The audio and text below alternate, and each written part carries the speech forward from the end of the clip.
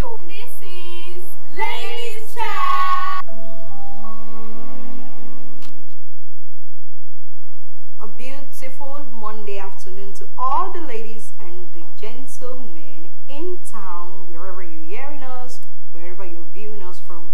My name is Adeleke, and as always, it is what Ladies Chat o'clock. Yeah. And present with me in the studio, always now, there has to be one lady.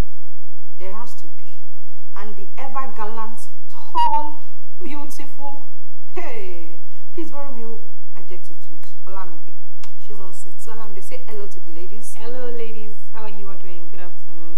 And the mental gen, like you always say. I think Olamide is wanting you to change your name from gentleman, from mental gen to gentleman. Probably you guys offended over the weekend. So who offended Olamide? Comfort, so that she can change your name. Because me, I greeted the people where people did well this weekend.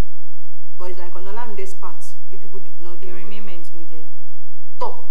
So Comfort, come and see me personally in camera. You were the one that offended Olamide. I know how to talk to her, so she would, right? I'll pay you again to listen to my own advice. Olamide, if I have to listen, yes. Please, if you are the one that offended Olamide, please keep offending at this point here, right? All right. So going into the business of today, we're going to be talking about the place of tribe in relationship. Yeah. Of late, there has been this Igbo and Yoruba war on Twitter, on X, and apparently these people are getting married off social media. Igbo man getting married to a Yoruba girl, a Yoruba lady getting married to an Igbo man, and vice versa. They are really doing things. They are getting engaged. They are getting married. They are doing stuffs. They are falling in love outside social media. But then Twitter is telling us that a Yoruba lady should not go ahead with an Igbo man. Yoruba marry Yoruba. Igbo marry Igbo. Hausa. They didn't even add Hausa into all these fights. It's just strictly Igbo and Yoruba. And they are really extending it. So that's why we're going to be talking about the place of tribe in relationship. And by tribe, we mean people or a group of people who are related by either history, by religion, culture, what else? Belief, norms. Yeah, thank you. Now, where is the place of tribe in relationship?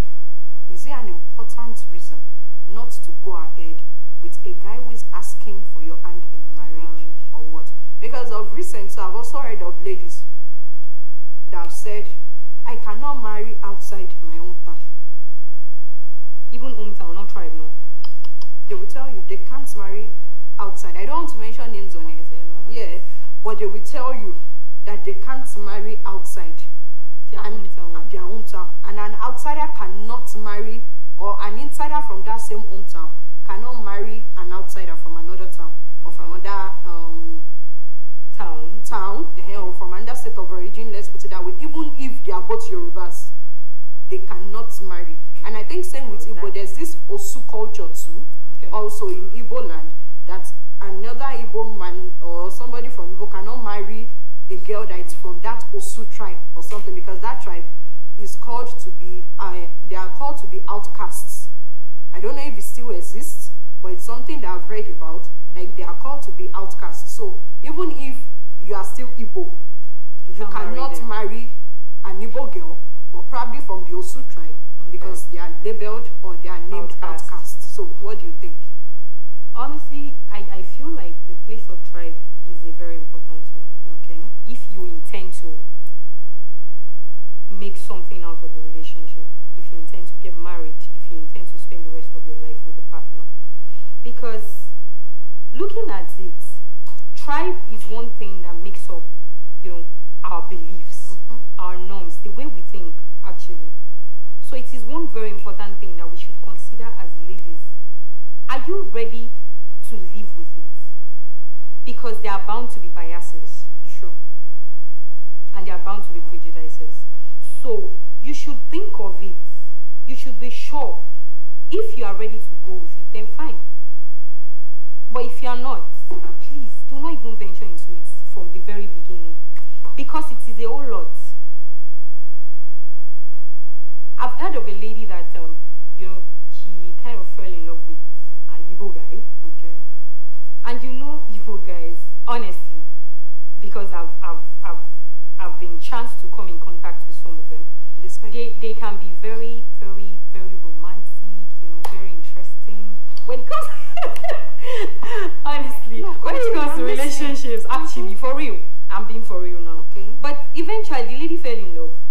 And then she, maybe because of the love she was getting from the guy from the beginning, you know how they spoil their ladies. Now it's time for her to like take him home. And that became a problem. Okay. Because she now realized that maybe the parents would not agree or something. And that sort of became a problem. After like 2 years. And that sort of became a problem. I was like, okay, why did you even venture into it in the first place? Yes. Why did you not consider such things before? She was like, Probably they wanted to see, they wanted to test the waters. Please don't test that kind of water. Because eventually you are hurting yourself and you're hurting the person instead. That's true, right. So you should not even venture into it. And she was like, she realized that the only thing that she could cook for the guy was noodles. The only food that she could cook for him that he enjoyed. He might not complain. Like my Yoruba people will say, or you cannot afford to have a bad in-law.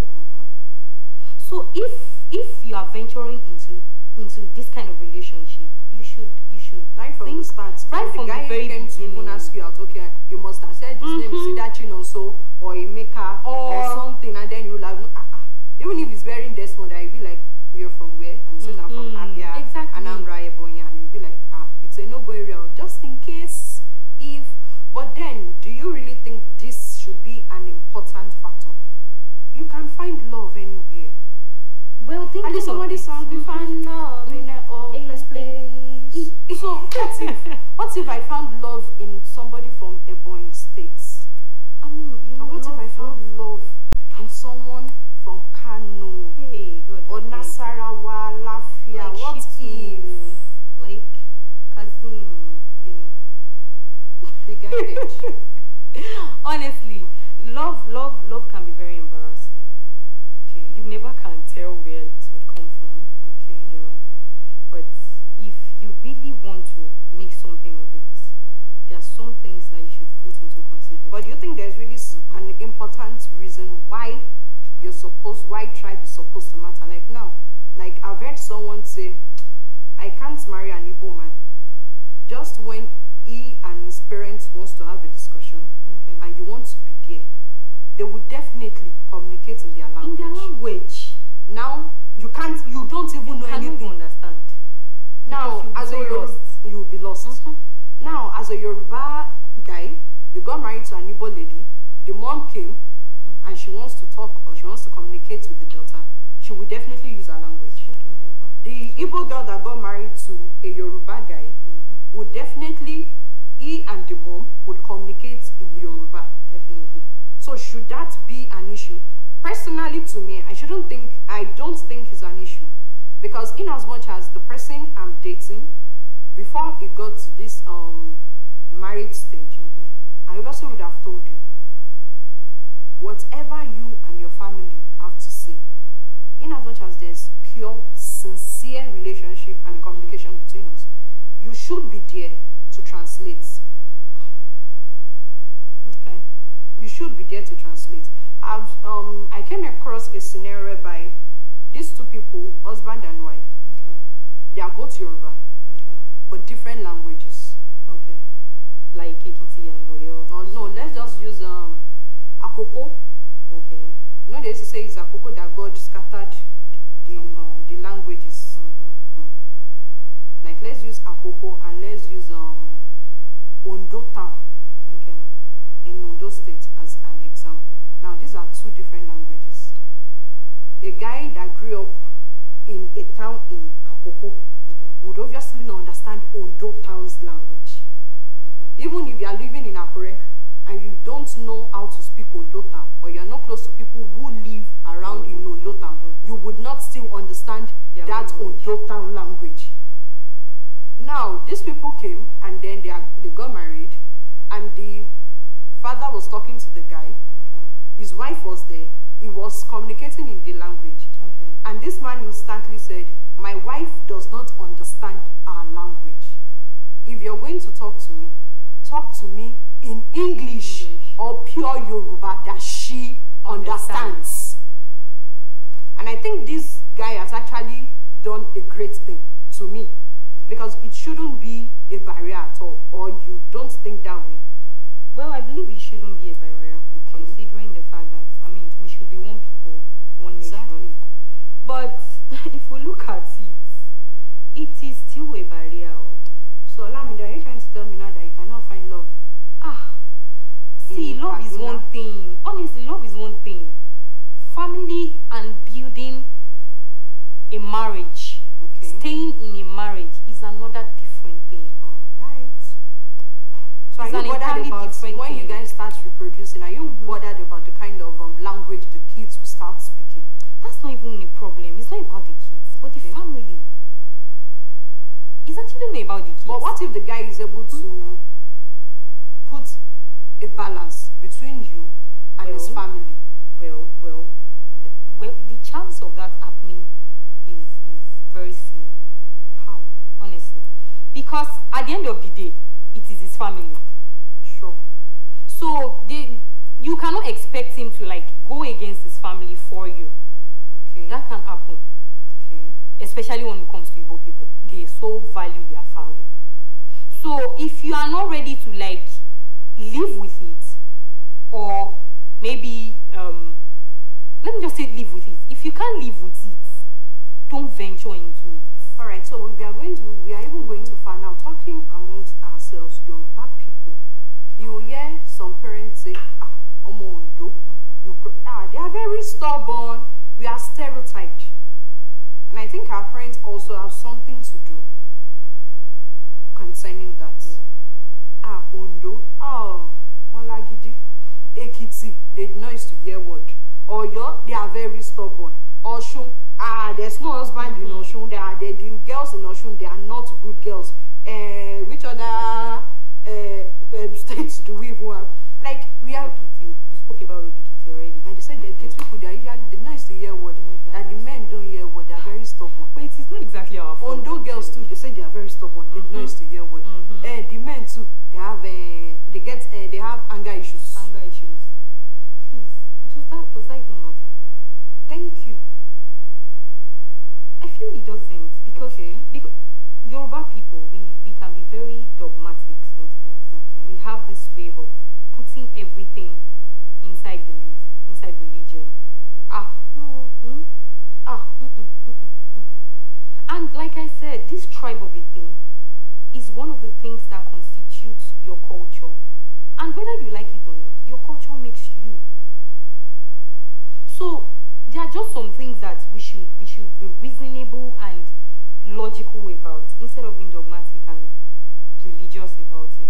Personally, I don't think this tribe of a thing really matters in relationship, because I believe in as much as you have someone who supports you.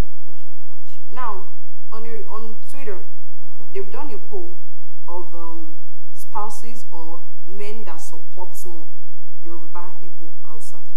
And Igbo, or the Igbo tribe actually came top. And the way they support their wives, or the way they support their women, is second to none. It's even most times, it's always beyond the woman's reasoning. And then you'll be like, this guy again, always showing up even before you talk. So I personally believe that this type of a thing, we can shouldn't be a barrier at all.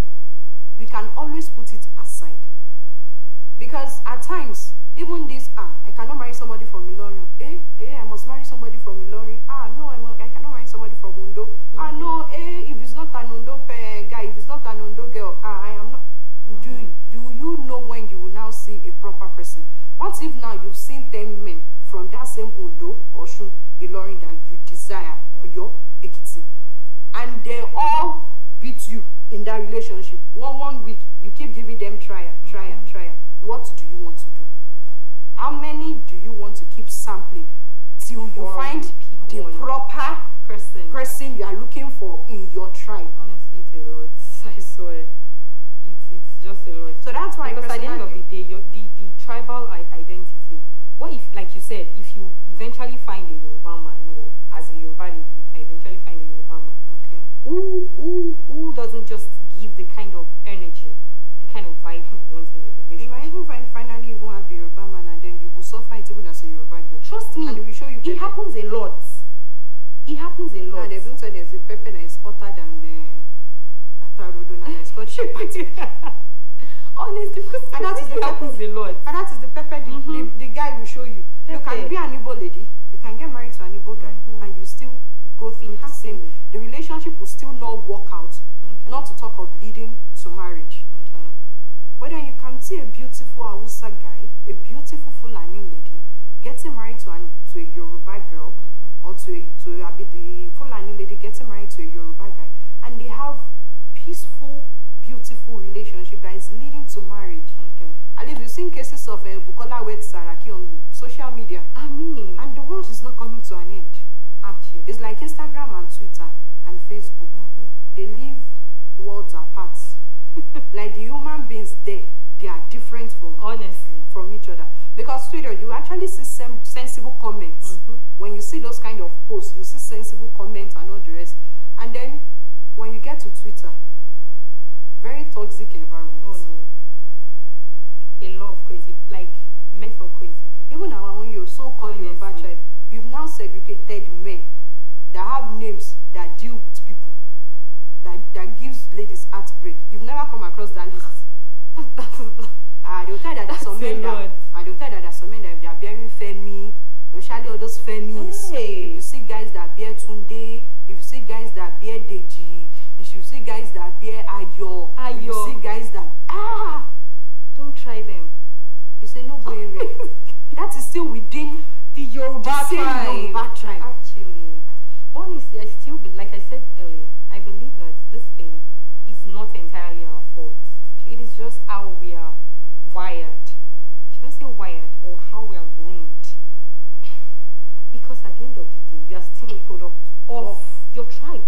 Then to our parents, I think they really need to step. They need to calm down. Like, once you see a girl that is your daughter or your son that is of marriageable age, and then you hear, I think there's a woman in my area. She tells our son every now and then, can you imagine?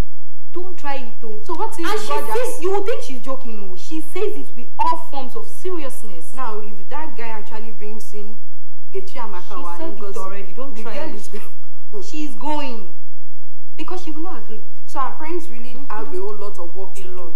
They really need to stop telling us the kind of tribe we need to stop marrying from, and just assist us with prayers and give good advice that anywhere you find someone who would support you as a guy or as a girl, who would love you, who would support you, who would appreciate you, value you. You know that both of you are ready to build something together. You're ready to make something out of your relationship. Just go. In as much as you have peace of mind. His peace is your peace. Because now, that peace, having a kind partner is something we are really taking for granted. Honestly, it's underrated. Thank you. That's the word. It's underrated. Honestly. Because that married thing is not for... You can see an Hausa guy that is head over heels in love with a Yoruba girl. And you can see a Yoruba guy that is in love with a Yoruba girl but misbehaving. An Igbo girl in love with an Igbo guy but they are both misbehaving. And their relationship does not even have an headway. So I personally, I don't think this type of a thing should be a barrier. It should matter in place of relationship, let alone take it down to the marriage level. So consider it well before you... I know I've had this conversation with someone and the person said, for easy communication, please speak in English. I got married to an Hausa man.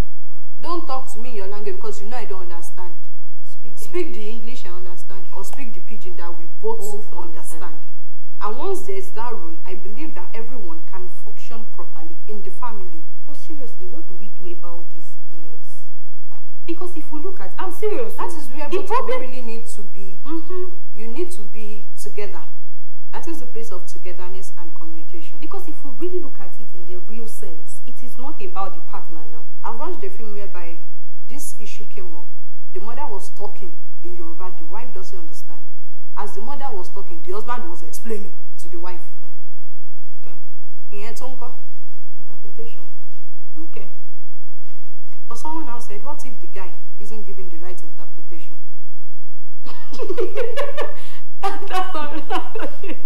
What if the guy isn't giving the right interpretation? Maybe the mother is insulting the lady, and then the guy is praising the lady. Like that is what the mother is saying. What happens? You don't understand. As long as I don't understand, that's your wahala.